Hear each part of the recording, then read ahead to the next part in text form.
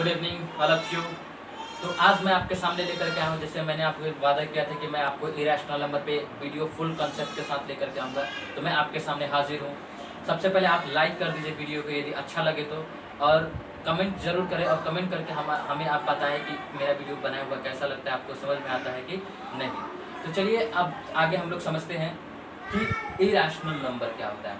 तो वैसा संख्या जिसको हम लोग p/q के फॉर्मेट में नहीं लिख सकते हैं, उसको हम लोग क्या कहते हैं? उसको हम लोग कहते हैं इरेशनल नंबर। सुन में आ रहा है? जिस संख्या को हम लोग p/q के रूप में नहीं लिख सकते हैं, उसको हम लोग इरेशनल नंबर कहते हैं।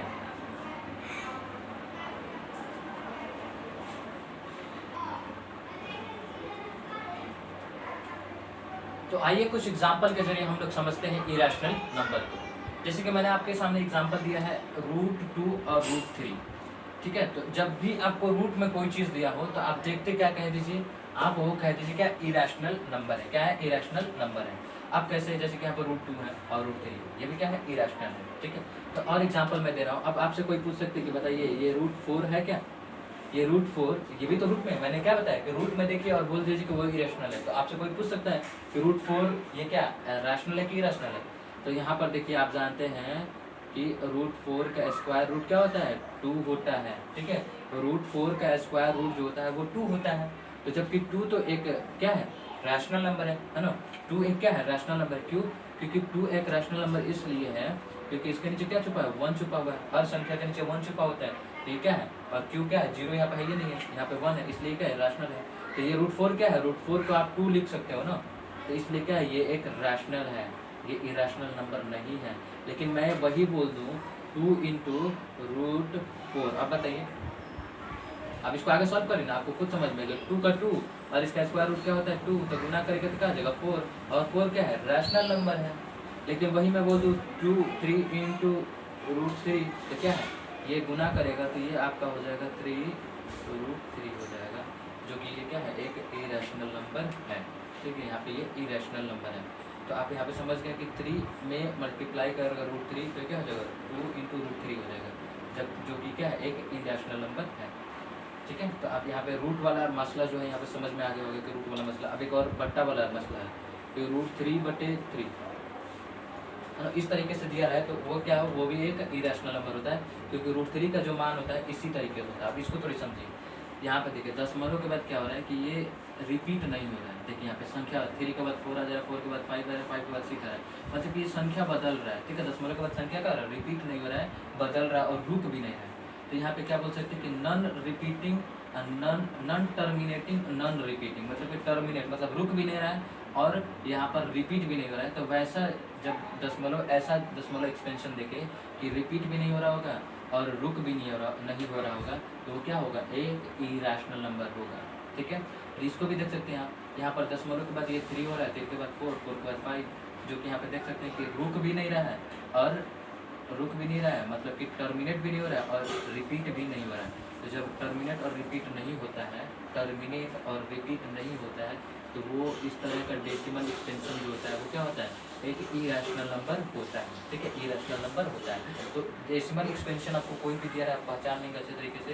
क्या है कंडीशन? क्या है कि कंडीशन ये है कि दशमलव के बाद यदि रिपीट नहीं हो, पहला चीज रिपीट नहीं हो, जो कि दोनों में आप देख रहे हैं कि यहाँ पे रिपीट नहीं हो रहा है और रुके नहीं, मतलब रिपीट नहीं हो पहला और रुके नहीं। तो देखिए यहाँ पर रिपीट भी नहीं हो रहा है और रुक भी नहीं रहा है, तो ये क्या है? एक इरेशनल नंबर है। और ये भी आप समझ रहे हैं कि जब भी रूट में दिया रहे, तो रूट में दिया रहेगा तो आप क्या समझ जाइएगा? वो एक इरेशनल नंबर है। अब मैं पूछूं कि √3 + 2 क्या है? ये क्या है? आप यहाँ पे देखिए, यहाँ पे ये एक, यहाँ पे क्या है? एक रैशनल नंबर है और यहाँ पे एक इरेशनल नंबर है। जब दोनों को जोड़ रहे हैं तो क्या मिल रहा है हमको? √3 + 2 ही मिल रहा है, मतलब कि ये किसका है? ये क्या है? टोटल, ये जब ये टोटल पूछा जाए क्या है? रैशनल की इरेशनल? तो इरेशनल है। ठीक है, इरेशनल है। यही यहाँ पे माइनस दे देते तभी क्या होता है? इरेशनल होता है। ठीक है, यहाँ पे भाग देते तभी क्या होता है? मतलब कि √3/2, तो ये भी क्या होता है? तभी ये एक इरेशनल नंबर ही होता है। यहाँ पे गुना भी देते हैं तो यहाँ पे क्या होता है? गुना, तो यहाँ पे क्या होता है? इरेशनल होता है। तो एक आप कंसेप्ट याद रखिए कि इरेशनल और रैशनल। ठीक है, इरेशनल देखिए यहाँ पे ये हो गया इरेशनल और ये हो गया रैशनल। इरेशनल का जोड़, मान के चलिए इधर रैशनल इरेशनल नंबर दिया रहा है ना, इरेशनल नंबर दिया रहा है और इधर रैशनल नंबर दिया है और बीच में जोड़ दिया रहा है, तो याद रखिए वो क्या होता है, वो क्या होता है आपका इरेशनल ही होता है। क्या होता है, इरेशनल ही होता है। अब यहाँ पे देखिए माइनस दिया रहा है, यहाँ पे इरेशनल हो चाहे है ना, और यहाँ पे रैशनल हो, और तो क्या होता है उसका आंसर इरेशनल ही होता है। जैसे एग्जाम्पल 3 माइनस 4, ये क्या हो गया, ये क्या हो गया, एक इरेशनल नंबर हो गया, है ना। यहाँ पे प्लस देते क्या होगा, इरेशनल नंबर होगा, ठीक है। और यहाँ पे मैं गुना भी दे दूँ, तो यहाँ पे गुना भी दूंगा तो ये क्या होगा, गुना होकर के हमारा यहाँ पे गुना होकर के 4 इंटू 3, ये क्या हो जाएगा, एक इरेशनल नंबर ही देगा, ठीक है, एक इरेशनल नंबर ही देगा। इस तरीके से आप समझे कि रैशनल और इरेशनल का जोड़ क्या होता है, हमेशा इरेशनल होता है।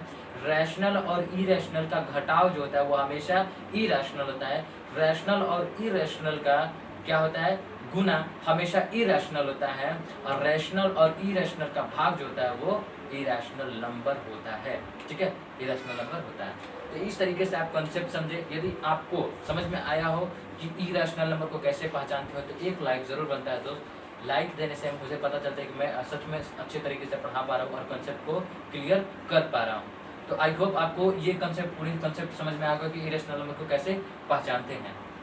यदि समझ में आया हो तो एक लाइक जरूर करें और कमेंट करके बताएं कि मेरा वीडियो कैसा लगा। Thank you, wish you well, मिलते हैं अगले वीडियो में।